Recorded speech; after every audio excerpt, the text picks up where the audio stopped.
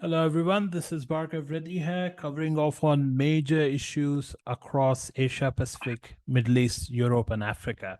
Today it is 18th of August. We'll start with East Asia Pacific, where we had 26 other developments, and there were a couple of major issues what we covered off, including an alert what we issued on series of blasts which took place in Deep South of Thailand. Okay, so to cover off on that, I will request Bassel to step in here. Thank you, Bhargav. So, in Thailand, there were multiple explosions in the deep south, as you mentioned. At least three people were injured in attacks by suspected insurgents in three southern provinces in Thailand. They are Yala, Narathiwat, and Patani.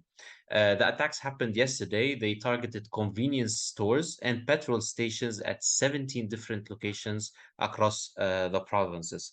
The attacks started in Yala and then continued to the Narathiwat province and then continued to the Patani province. So the Internal Security Operations Command said that these attacks were aimed at disrupting the region's economy. Also, there was no claim of responsibility from any group for the attack. Actually, these attacks come after several explosions that took place in Thailand's deep south, also on August 15, where an army ranger was killed and nine other people were injured in these attacks.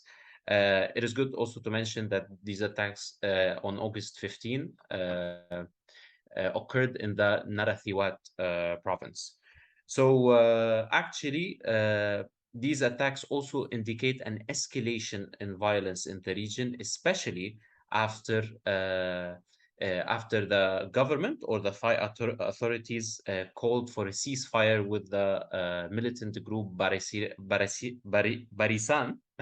Revolusi Nacional, which actually has a huge operational capability to conduct coordinated attacks in the Deep South.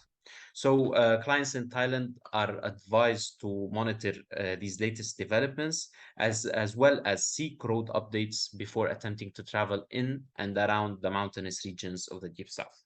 This is all from Thailand. Thank you, Bassel. It is interesting that you mentioned the Barisan party there.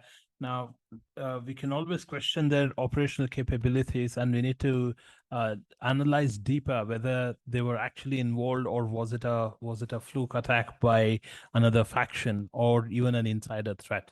So with that, moving over to South Asia, there were about 14 developments today and one assessed issue that was on Pakistan Tehreek-e-Insaf's called for a rally in Islamabad, Pakistan today.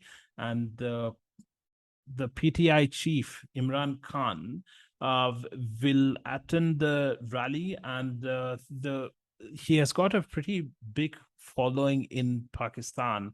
And this particular rally is being called a freedom of speech rally, and basically opposing government's encroachment upon press freedom in the country. So Islamabad, Lahore, and Karachi have become primary centers of protest by opposition parties, especially PTI, and businesses need to be aware of the heavy buildup of security forces in these major cities. Security forces in Pakistan are capable of tackling major protest movements, as this is an annual issue in Pakistan. However, the major concern would be the terrorist activities, which typically target such crowded areas, especially the likes of ISKP, Islamic State Khorasan province.